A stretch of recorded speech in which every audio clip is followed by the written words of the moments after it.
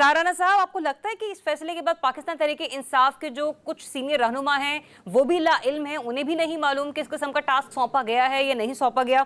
और चलिए अगर ऐसा कह भी दिया गया है बानी पीटीआई की तरफ से, तो आपको लगता है कोई नतीजा निकलेगा इस बार? दो चीज़ें देखें, ये अभी एक साइड का वर्शन कह लें या नैरेटिव है जो हम तक आ रहा है जी, क्योंकि दूसरे साइड के लोगों को तो मिलने ही नहीं दिया जा रहा।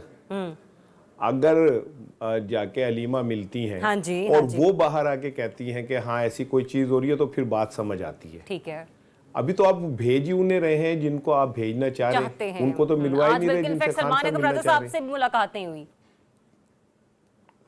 हाँ जी, वापस आ गए वो हाँ लोग। जी। इससे आपको जरा आप बात को समझें कि कोशिश ये हो रही है कि वो लोग जो बाहर आके ये भांडा फोड़ें कि जी ऐसी कोई बात नहीं है, उनको अभी ना मिलने दिया जाए। अभी इन लोगों को मिलके और इस चीज़ को ज़रा कुक किया जाए और इसे ज़रा पकाया जाए, ठीक है। लेकिन मेरा सवाल बात इस दोनों से हटके है क्योंकि बरलास तो बड़ा आदमी है, इसको तो बरतानवी भी मिल लेते हैं, चौधरी सरवर भी मिल लेता है, मैंने तो हमसाया नहीं मिलता। मैं तो 4-5-6 नहीं दिनों मिलने में दिया घर गया से ना। बाहर नहीं निकला, मिलता नहीं निकलता भी तो मुझे किसी ने नहीं मिलना था। लेकिन मैं जो अर्ज़ करना चाह रहा हूँ कि फिर इससे एक बात तो साबित हो गई कि ये मुकदमे, ये गिरफ्तारियाँ, ये सब कुछ ये ढकोसला है, ये ढोंग है। अगर मुज़ाकरात कामयाब हो गए तो ये सब कुछ ख़त्म हो जाएगा। यानी हमारी अदालतें, हमारा कानून, हमारा आइन, हमारी पार्लियामेंट, ये सब धोखा है। ये एक ऊपर बने हुए पानी के बुलबुले हैं जिन्हें रख दिया गया है, जो मुज़ाकरात की कामयाबी के बाद ठुस करके फट जाएंगे ये, और इनका वजूद ख़त्म हो जाएगा। वो अदालतें जो सजाएं दे रही हैं, वो अदालतें जो मुकदमात सुन रही हैं, वो जो पुलिस वाले जिन्होंने मुकदमात बनाए, वो सब झूठ साबित हो जाएगा। तो ये कैसा निज़ाम है हमारा यार, जिसके अंदर हम अगर कोई पसंद आ जाए तो उसको 50 रुपए के स्टाम्प पे आप बाहर निकाल दें, पसंद ना आए तो उसको 200 मुकदमे भी बना दें और लगवा पिटीशन भी दें या सुनने उनको को ना फांसी मिले। लगवा दें। मैं तो बिल्कुल हटके एक बात कर रहा हूँ, पाकिस्तानी के तौर पे मैं कह रहा हूँ कि मुझे तो फिर ये निज़ाम ऐसा लगता है कि ये सब हमें बेवकूफ़ बनाया जा रहा है। हम इलेक्शन को समझते हैं, वोट की अहमियत को समझते हैं, हम जमहूरियत को मान रहे होते हैं, पता चलता है ये कुछ भी नहीं है। बिल्कुल। और आज मामलात शिबली कहीं फराज और साहब भी होते यही हैं, कहते हैं कि कहीं जब और अदालतों जोड़ ने तोड़ अपने होते दिए गए फैसलों पर अमल दरामद नहीं करवाना तो अदालत के जजेस साहिबान को इस्तीफे दे देना चाहिए। मैं तो ये हैरान हो रही हूँ कि शिबली फराज साहब आज इस किस्म की गुफ्तगू क्यों कर रहे थे, क्योंकि ये तमाशा तो आइन की पामाली का एक सुप्रीडेंट जेल आपके तमाम निजाम पे भारी है। बिल्कुल। एक सुप्रीडेंट जेल आपके तमाम निजाम पे भारी है। 100%। वो आपके प्रोडक्शन आर्डर को ऐसे उठा के फेंकता है, कहता है जाओ ले जाओ तुम। ये सिर्फ सुप्रीम कोर्ट फैशन में कहती है कि पार्लियामेंट सुप्रीम है, मेरी नजर में नहीं है। और ना स्पीकर उसके आगे कुछ कर सकता है, ना सुप्रीम कोर्ट कुछ कर सकती है। एक 18 ग्रेड का अफसर जो है उन्हें बताता है कि तुम्हारी ये हैसियत है कि मैं ताकत हूं, मैं फैसला हूं। इससे आप इसने समझ ले सिस्टम। ठीक है साराना साहब 200 से 300 यूनिट तो ब्रिगेडियर साहब ने गिनवा दिया। इसके अलावा भी बहुत सारे ऐसे वादे हैं जो कि हुकूमत अभी तक वफा नहीं कर पाई है। लेकिन ये जो IMF का अब कल आ रहा है वफ्द पाकिस्तान, और बजट के हवाले से डिक्टेट किया जाएगा पाकिस्तान को, खबरें ये आ रही हैं कि 35% जो टैक्स रेवेन्यू है उसकी कलेक्शन को बढ़ाने के ऊपर जो है ना हुकूमत गौर कर रही है। दैट मीन्स कि पिछले साल 12,000 था, इस साल 15,000 अरब कर दिया जाएगा। तो सर वो जो 12,000 नहीं हमने पूरे किए, तो जो बीच के 3,000 है वो हम कहाँ से पूरे करेंगे?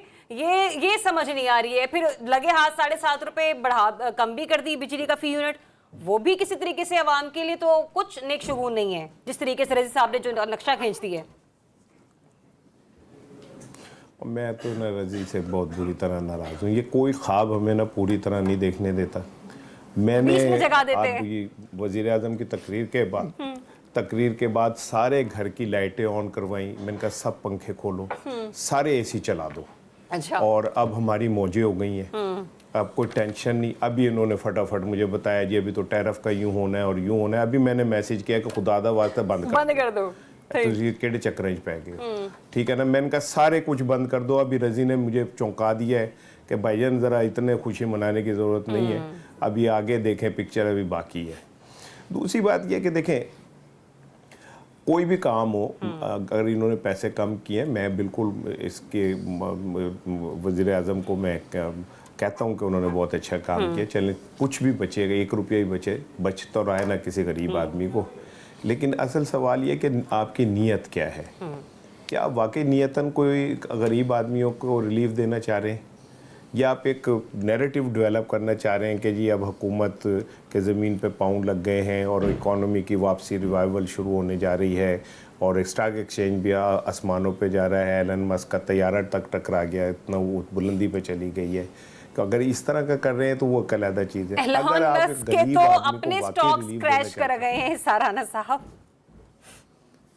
वो इसी के हुए हैं, ये जब से पैसे बिजली की कीमतें गिरी है ना, हाँ, ये तो आपस में एलन टकरा मस्क गए का थे। सारा कारोबार ढंग से गिर पड़ा है। अच्छा। हाँ जी, वो गिर पड़ा। उन्होंने कहा कि वहां पे एकदम इतना कौमों के जहनी इर्तका का अंदाजा करें कि हमारा वजीर आजम, वजीर दाखिला, वजीर आला एक तकरीब में इकट्ठे होते हैं इस बात पे कि उन्होंने एक अंडरपास बनाया है, उसका इफ्तिताह है। हाँ। और एक शख्स एलन मस्क है जो कहता है मैंने 3 साल बाद मरीख को आबाद कर देना है।